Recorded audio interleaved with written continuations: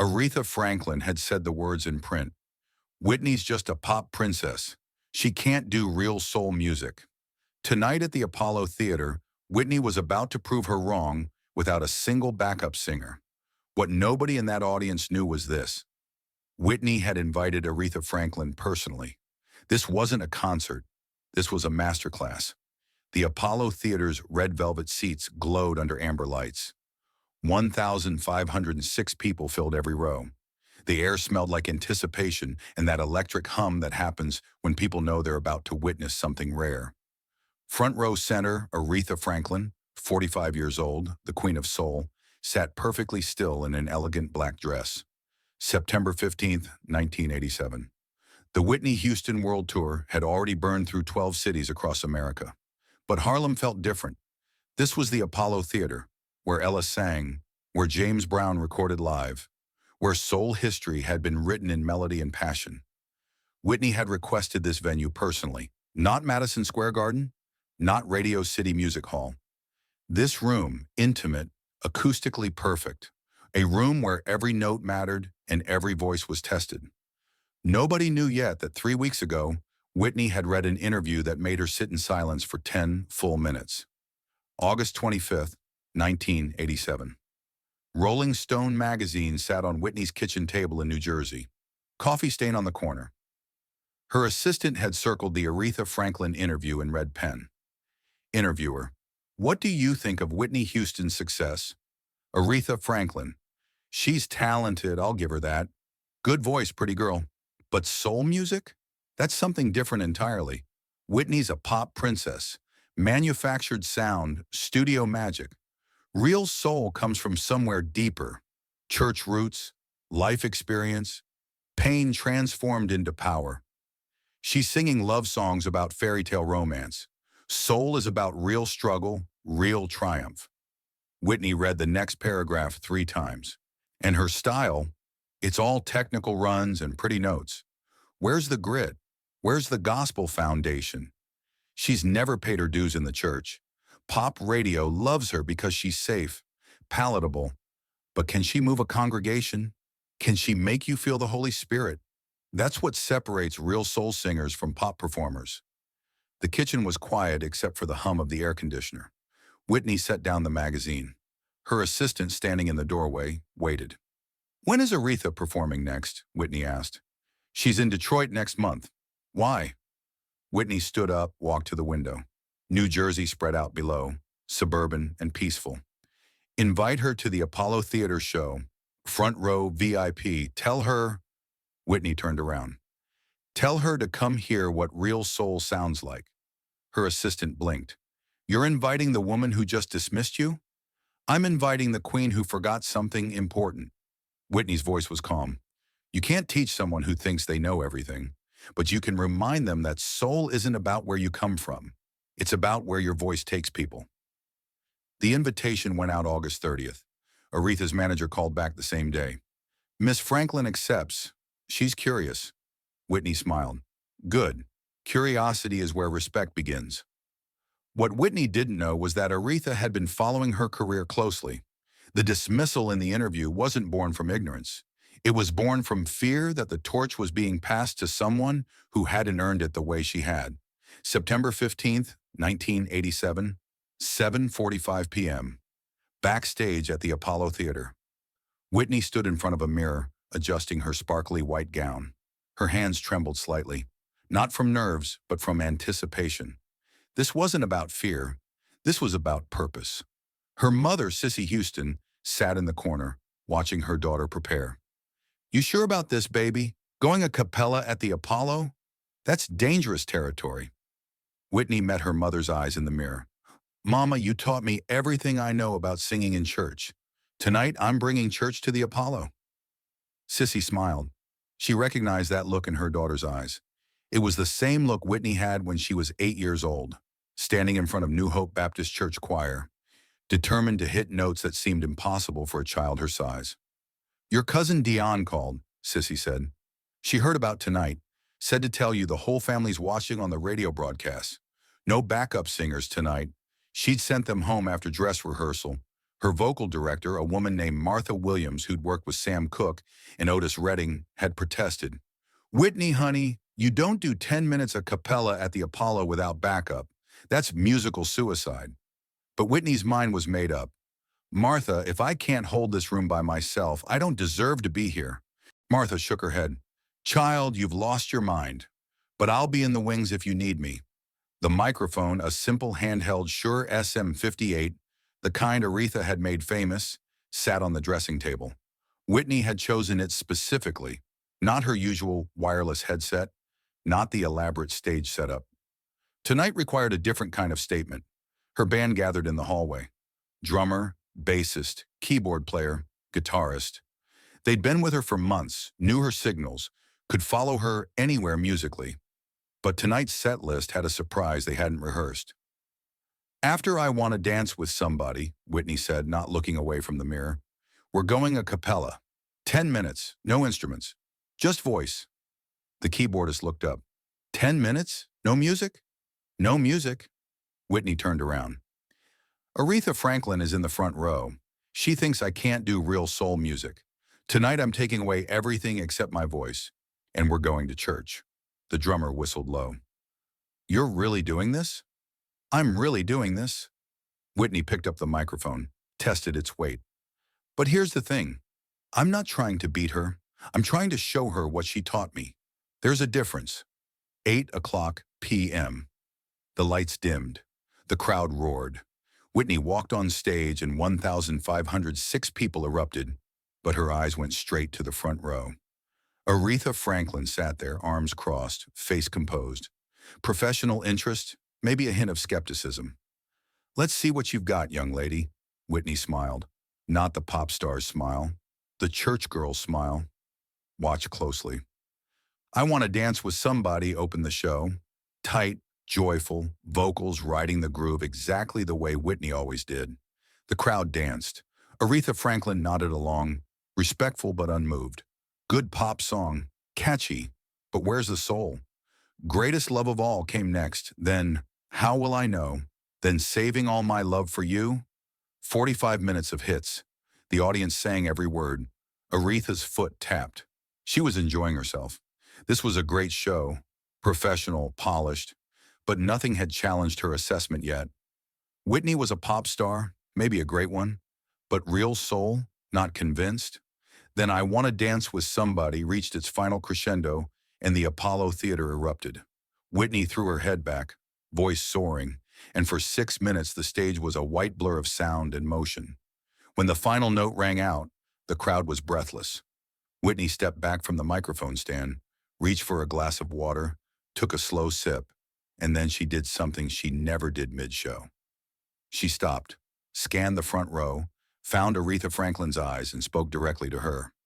"Ladies and gentlemen," Whitney said, voice cutting through the noise, "we have royalty in the house tonight." The crowd noise dropped. Confusion, excitement. Who? "Miss Aretha Franklin," Whitney pointed. "The Queen of Soul, the woman who taught us all what it means to sing from the heart." 1,506 people turned as one. Spotted Aretha, exploded in applause. Aretha Franklin stood up, surprised, smiling, waving graciously. This was respectful, professional, classy, but Whitney wasn't done. "Miss Franklin," Whitney said, and her voice carried a new weight now. "A few weeks ago, you said something in an interview." The applause died. Aretha's smile froze. Oh, she saw where this was going. "You said," Whitney continued, still smiling, still calm, "that I'm a pop princess, that I can't do real soul music because I don't have church roots, don't have the life experience, don't have the gospel foundation." 1,506 people went dead silent. The tension was a living thing now, coiled in the air between the stage and the front row. Whitney nodded slowly. "You know what, Miss Franklin?" A pause, 2 seconds that felt like 10. "You might be right." Aretha looked confused. The crowd looked confused. Wait, is Whitney agreeing? But Whitney wasn't finished. "I am a pop star because I choose to be." She set down the water glass, gestured to her band. "But tonight, Miss Franklin, for you, I'm going to sing 10 minutes of pure soul. No band, no instruments, just voice." She unplugged the microphone from its stand, held it close. I'm going to sing your style, gospel, church, spiritual. Then I'll add my style, and we'll see if you can feel the soul in it. Aretha leaned forward. Her manager, sitting next to her, whispered something. Aretha shook her head. No, she wanted to hear this. Whitney turned to her band. Take 5, I've got this. The musicians looked at each other, then quietly left the stage.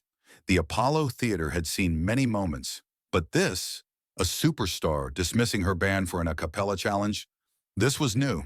Whitney closed her eyes, took a breath, and the first note, a low, rich, church-trained foundation, filled the Apollo Theater like a prayer. If you were in Aretha Franklin's seat right now, your entire career built on one belief, would you be ready to have that belief challenged? What does it feel like when someone you dismissed proves you wrong in front of 1,506 witnesses? Minutes 1 through 3. Gospel, Aretha's territory. The first note came from somewhere deep, somewhere trained in New Hope Baptist Church in Newark. Whitney's mother, Sissy, had been a gospel singer. Her cousin, Dionne Warwick, had gospel roots. This wasn't manufactured. This was inherited. Amazing Grace began, but not the pretty version, the church version, raw, powerful, unadorned. Whitney's voice filled every corner of the Apollo without strain, without effort, just pure breath control and spiritual conviction. In the front row, Aretha Franklin's composure cracked. That's not pop technique, she thought. That's anointing. The girl learned this on her knees in front of an altar. Behind Aretha, a 70-year-old woman named Dorothy Carter, who'd been attending Apollo shows since 1952, leaned forward.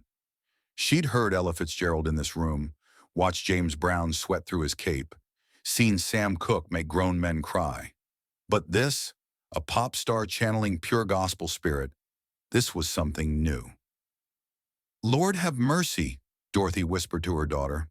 That child's got it. Aretha sat up straighter. That's the real thing. Her mind flashed back to her own childhood at New Bethel Baptist Church in Detroit, watching her father, C.L. Franklin, preach, learning that gospel wasn't just music, it was testimony, transformation, truth made audible. The melismas came next, not pop runs, but gospel decorations, each note purposeful, each flourish telling a story. Whitney wasn't showing off. She was testifying. The difference was everything. Precious Lord followed, flowing seamlessly from the first song.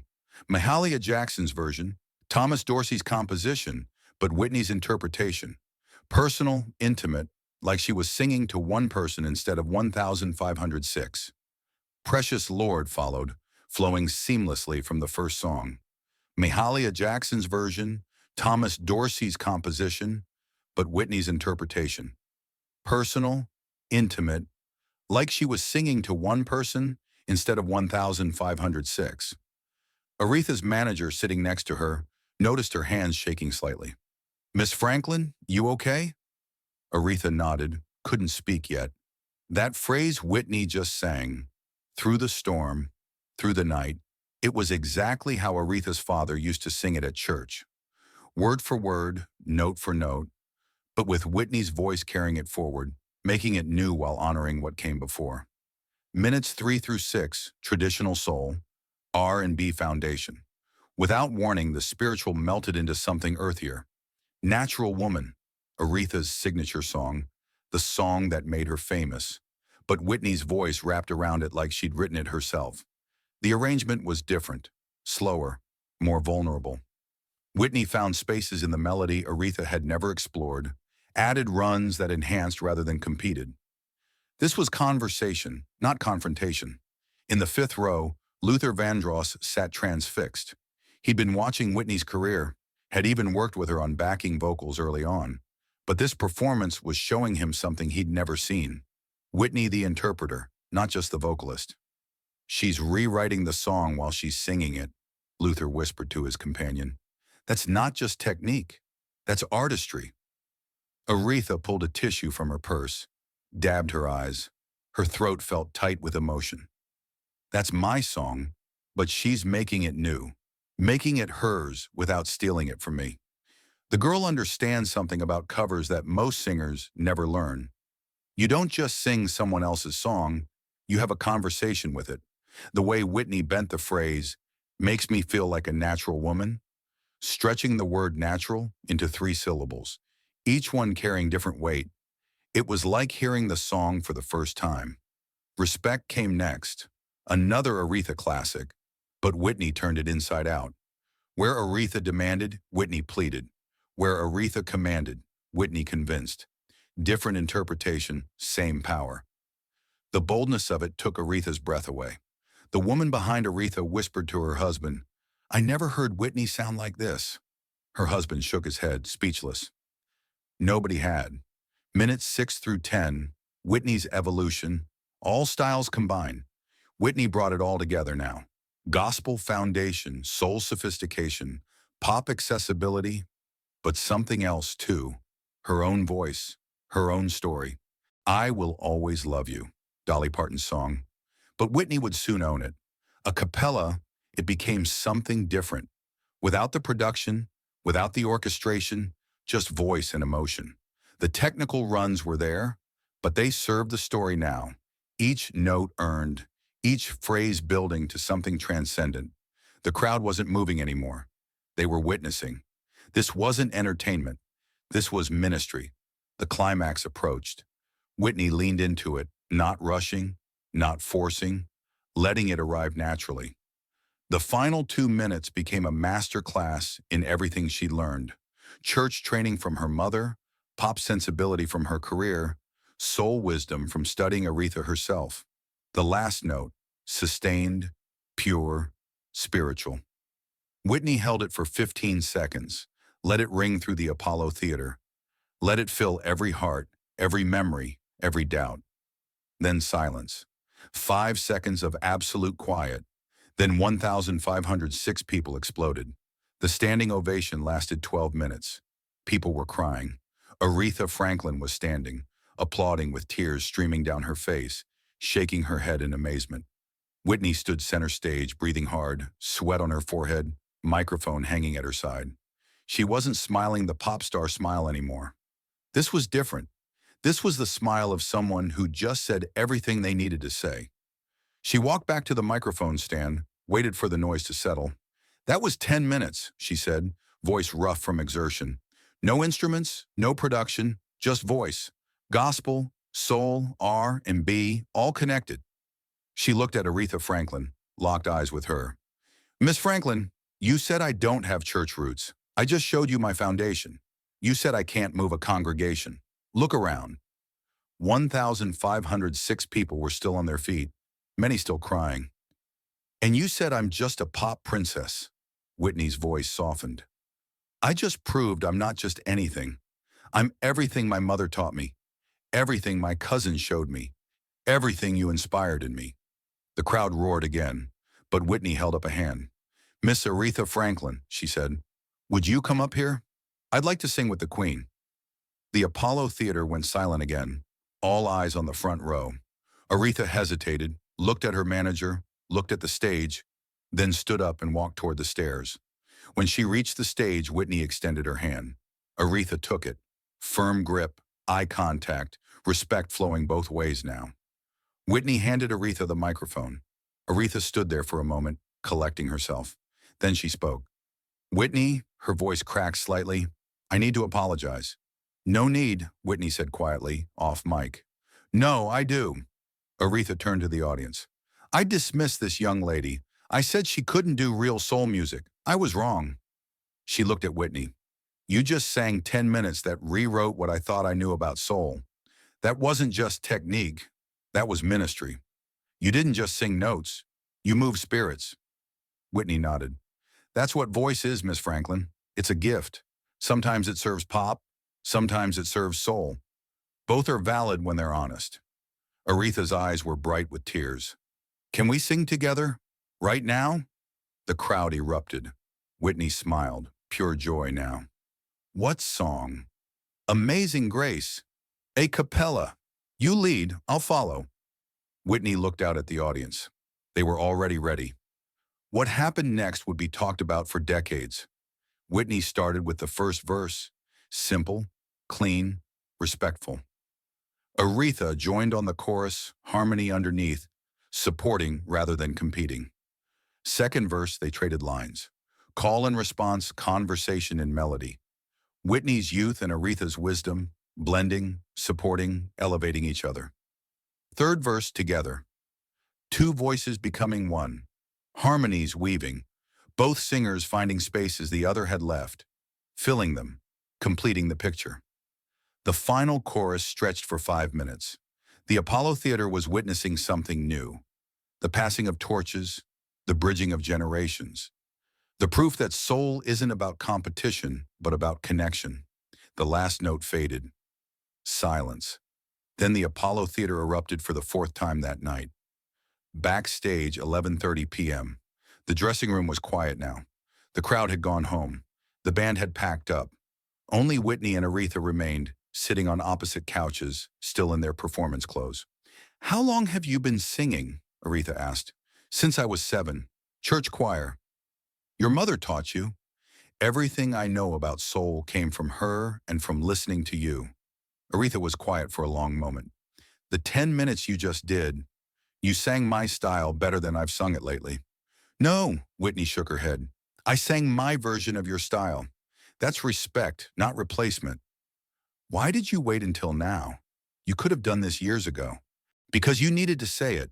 Whitney set down her microphone. "Your words gave me permission to prove it. Without your challenge, those 10 minutes don't exist. So thank you." Aretha laughed, a real laugh, not bitter, not defensive. "I challenged you by dismissing you. You gave me clarity by being honest." Whitney stood up, walked to the window. Harlem glowed below, light stretching to the horizon. "I've spent 3 years trying to prove I'm more than people think.